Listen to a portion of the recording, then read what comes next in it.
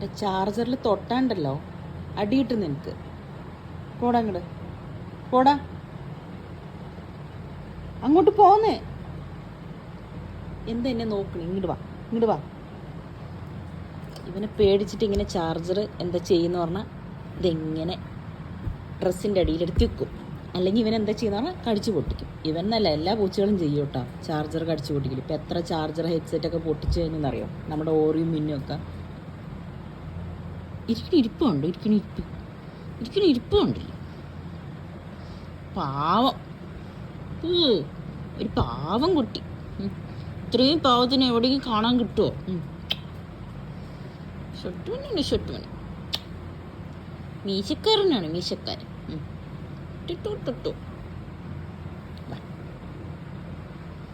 അനങ്ങാണ്ടിരുന്നോളൂ കേട്ടാ. കിടക്കവിടെ.